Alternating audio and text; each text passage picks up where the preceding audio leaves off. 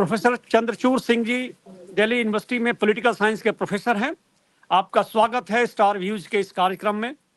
हम आपसे प्रोफेसर साहब बात करने जा रहे हैं वन नेशन वन इलेक्शन के ऊपर, जो विधेयक सोमवार को लोकसभा मंगलवार को लोकसभा में लाया गया और जिस पर गहन चर्चा हुई पक्ष और विपक्ष में, और ये विधेयक को जेपीसी के हवाले करने का फैसला किया गया। प्रथम दृष्टि में आपको क्या लग रहा है, ये बिल कहां को जा रहा है? धन्यवाद अनिल जी। मुझे लगता है प्रथम दृष्टया सरकार, किसी भी सरकार का और किसी भी लोकतांत्रिक व्यवस्था में चुने हुए सरकार का यह धर्म भी होता है, यह दायित्व भी होता है कि वह देश के अच्छे के लिए अपनी सोच के अनुरूप कुछ ऐसे विधायन लाए, कुछ ऐसे लेजिस्लेटिव प्रपोजल्स लाए जो उसके हिसाब से राष्ट्र के गति में, राष्ट्र को आगे बढ़ने में सहायक हो सकता है। उस दिशा में वर्तमान सरकार ने की एक सोच रही है कि राष्ट्रीय स्तर पर चुनाव हो, एक साथ चुनाव हो, राज्यों के भी चुनाव हो और केंद्र का भी जो चुनाव होता है, संसद का जो चुनाव होता है, वो एक साथ हो। ये उनकी सोच है और उस सोच के संबंध में उन्होंने अपने कुछ तर्क भी प्रस्तुत किए हैं। कोविड कमेटी जिसके सिफारिशों के अनुरूप इसको लाया जा रहा है, उसके भी कुछ तर्क आए हैं और ये तर्क अलग-अलग आधारों पर दिए जाते हैं। आर्थिक भी है, सामाजिक भी है, जाहिर तौर पर इसका एक राजनीतिक पक्ष भी है, एक संवैधानिक पक्ष भी है। लेकिन किसी भी लोकतांत्रिक व्यवस्था में ये सरकार का दायित्व भी है, सरकार से अपेक्षित भी है कि वह अपने हिसाब से देश की प्रगति के लिए अपने प्रस्ताव लाए और उसी का ये एक प्रस्ताव है। मुझे लगता है कि सरकार अपने हिसाब से ये ठीक कर रही है। अब इसके तर्क और वितर्क हो सकते हैं, इसके पक्ष और विपक्ष में लोग हो सकते हैं।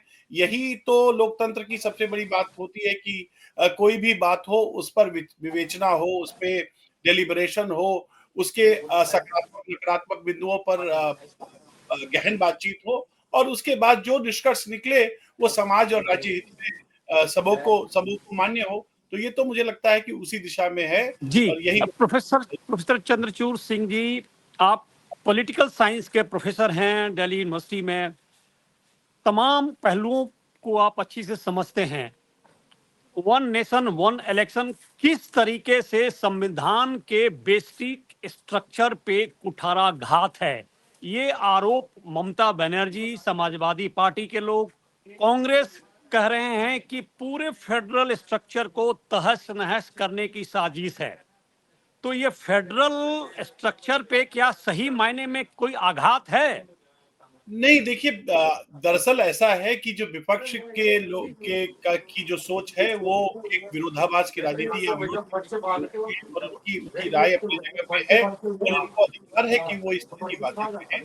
लेकिन जहां तक बेसिक स्ट्रक्चर का सवाल है, सबसे पहले तो अनिल जी आपको ये पता है इसके इतने बड़े सबसे बड़ी बात है कि बेसिक स्ट्रक्चर कोई एक स्टेटिक नहीं है।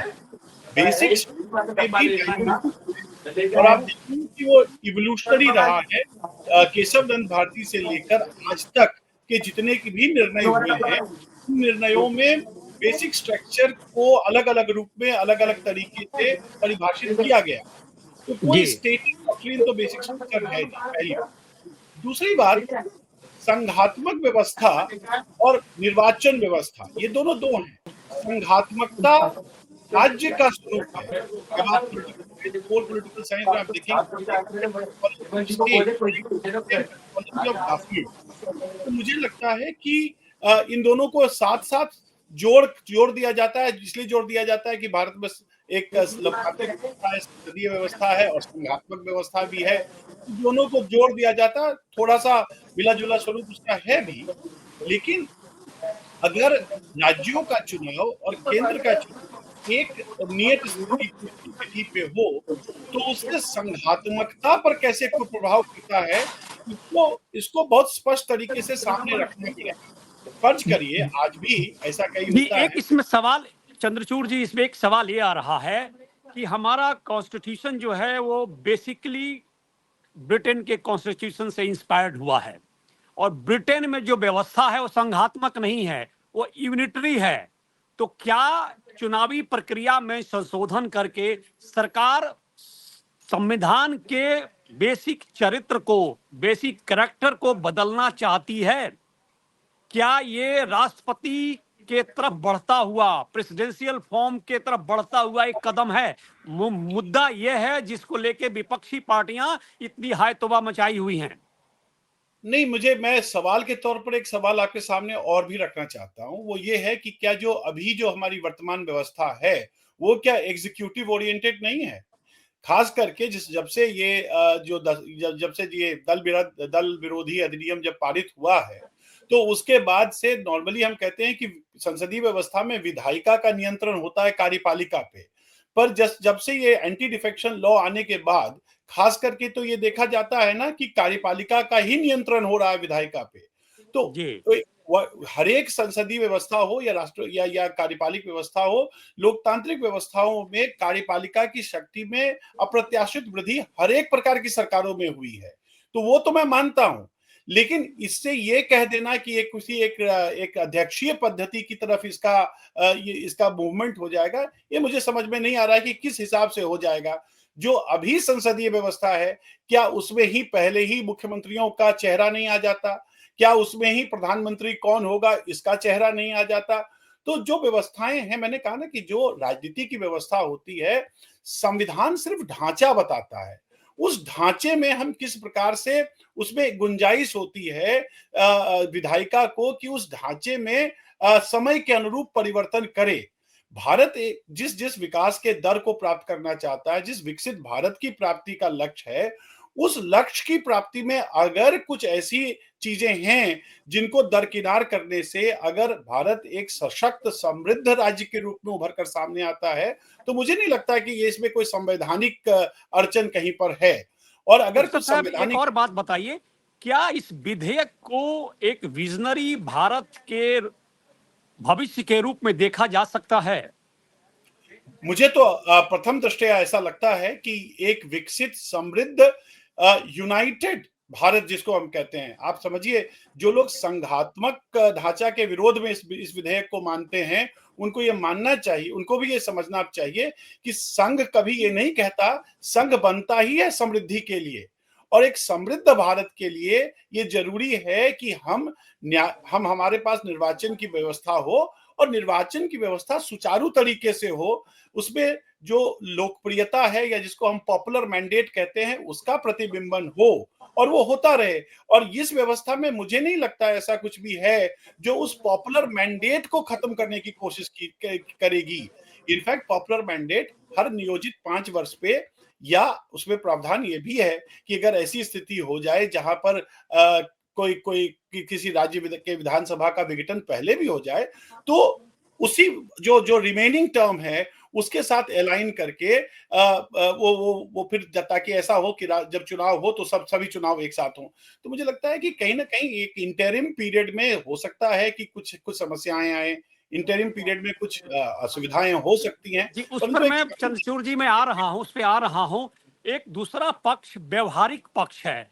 पिछले दिनों आपने देखा कि जब महाराष्ट्र, झारखंड और हरियाणा का चुनाव कराना था तो इलेक्शन कमीशन ने सीधे हाथ खड़ा कर दिया कि साहब 3 राज्यों के चुनाव हम नहीं करा सकते हैं, मेरे पास मैन पावर नहीं है, मेरे पास अर्थ पावर नहीं है, और सिर्फ हम अलग अलग करवाएंगे। तो अलग अलग चुनाव हुआ। अब बताइए, 3 राज्य का चुनाव जब ये भारत का चुनाव आयोग नहीं करा सकता है, तो क्या किस तरीके से पूरे देश का चुनाव एक साथ कैसे कराएगा? विपक्ष का ये इसमें सवाल है। दो बातें इसमें मैं कहना चाहता हूं। पहली बात तो ये है कि वन नेशन वन इलेक्शन में कहीं भी ये नहीं कहा जा रहा है कि चुनाव एक ही दिन होगा, फेजेस में इलेक्शन होंगे। उसकी गुंजाइश इसमें भी होगी कि चुनाव फेजेस में होगा, लेकिन एक इलेक्टोरल सीजन में होगा। तो सीजन एक होगा, परंतु तिथियां अलग अलग हो सकती हैं। पहली बात तो ये है। दूसरी बात यह है कि संविधान में प्रावधान राज्य के स्टेट इलेक्शन इलेक्टोरल राज्य, हर एक प्रत्येक राज्य को अपना इलेक्टोरल मैकेनिज्म होता है और हर एक राज्य में भी एक इलेक्शन कमीशन होता है। तो मुझे लगता है कि कहीं ना कहीं ये समय आ गया है ताकि हम हमारी जो निर्वाचकीय व्यवस्था है उसको समृद्ध करें, और ये कल हो नहीं रहा है। ये जब भी होगा उसको करने से पहले हमारे इलेक्टोरल मैकेनिज्म को ओवरऑल करना पड़ेगा, उसको स्ट्रेंथन करना पड़ेगा, उसमें सारे ट्रांसपेरेंसी की गुंजाइश जो है वो भी लानी पड़ेगी, तब जाकर ये जो उद्देश्य है, जो बहुत अच्छा उद्देश्य है, उस उद्देश्य की प्राप्ति और पूर्ति हो सकेगी। तो जी, ये नहीं, चंद्रचूड़ मैं जी, ये नहीं कह रहा हूं। एक आखिरी सवाल इसमें है। अब जो लास्ट पॉइंट है वो आर्थिक पहलू है इसका। इस चुनाव में क्या देश के अर्थव्यवस्था को मजबूती मिलेगी? क्या पैसे का जो बर्बादी होता है चुनावों में, असेंबली चुनाव में, नेशनल चुनाव में, लोकल बॉडीज के चुनाव में, हर महीने में कोई ना कोई चुनाव होता है, इन चुनावों से निजात देश को मिलेगा तो कुछ अर्थव्यवस्था मजबूत होगी? कहते तो ये हैं, कई कई कई के पेपर्स आए हैं, और एक आध पेपर मेरे ख्याल से कल मैं देख रहा था, राज्यसभा के जो उपसभापति हैं उन्होंने भी इस पर अपना एक दृष्टिकोण रखा है। उनके हिसाब से कुछ जीडीपी में कुछ एक परसेंटेज पॉइंट है, जिस परसेंटेज पॉइंट से जीडीपी को कुछ स्टेबिलिटी मिलेगा। ये एक आर्थिक प्रश्न है, मैं उस पर भी आऊंगा, लेकिन मैं आपको अनिल बाबू ये जरूर बताना चाहता हूं कि देखिए, हमारे देश में आर्थिक विकास हो, तरक्की हो, विकास हो, इसके लिए बहुत आवश्यक है कि कहीं ना कहीं राजनीतिक दलों में भी जो जिस प्रकार की वैमनस्य और जिस प्रकार की प्रतिरोध की भावनाएं आती जा रही हैं, उसमें कमी आए। राजनीतिक दलों में विरोध होना स्वाभाविक है, लेकिन वो विरोध इस प्रकार का ना हो जाए कि देश के विकास में ही वो एक बाधक हो जाए। इसलिए ये जरूरी है कि एक बार निर्वाचन हो जाने से 5 सालों तक एक स्थायित्व की स्थिति बनी रहे। रोज निर्वाचन होने से नए नए मुद्दों पर नई नई रोज सोच होती है, और वो देश के विकास में उसका एक नकारात्मक प्रभाव पड़ सकता है और पड़ता रहा है। कई दफे आप देखते हैं कि एक राजनीतिक दल एक राज्य में कुछ स्टैंड ले रही है, दूसरे स्टैंड में उसको कुछ और स्टैंड लेना पड़ जाता है। राष्ट्रीय स्तर पर वो एक स्टैंड लेती है और राज्य के स्तर पर कोई दूसरा स्टैंड लेना पड़ जाता है। तो मुझे लगता है, क्योंकि इलेक्ट पॉलिटिकल पार्टीज कई दफे बहुत शॉर्ट टर्म गेन्स के लिए भी कार्य करने लगते हैं। मुझे लगता है वन नेशन वन इलेक्शन से कम हर एक राजनीतिक दल, चाहे वो राज्य स्तर पर हो या राष्ट्र के स्तर पर हो, एक लॉन्ग टर्म पर्सपेक्टिव में कार्य कर पाएंगे। और जब आप लॉन्ग टर्म पर्सपेक्टिव में कार्य करते हैं और उसमें जब पॉलिसी डिमेंशंस, पॉलिसी डिसीजंस होते हैं, तो मुझे लगता है कि वो अर्थव्यवस्था को और सामाजिक व्यवस्था को दोनों को ही मजबूत करता है। तो जी, मुझे तो ये लगता है प्रोफेसर कि साहब, इससे फायदा है। आप स्टार व्यूज के कार्यक्रम में आए और इस गहन मुद्दे पे अपना विचार रखा। आपका हार्दिक धन्यवाद। भविष्य में फिर इस पे हम आपसे चर्चा करेंगे। ज्यों ज्यों गतिविधियां बढ़ेंगी, जेपीसी का रिपोर्ट आएगा और काफी कुछ इसमें होने वाले हैं, संशोधन होने वाले हैं, उस पे हम आपसे चर्चा करेंगे। आप स्टार व्यूज में आए, आपका हार्दिक धन्यवाद। थैंक यू सो मैं, मच। मैंने आपको हमेशा अपने उन वरिष्ठ लोगों में देखा है जिनसे हमने काफी सीख हमें मिलती है, प्रेरणा भी मिलती है। आपने मुझे बुलाया, इसके लिए आपका बहुत धन्यवाद।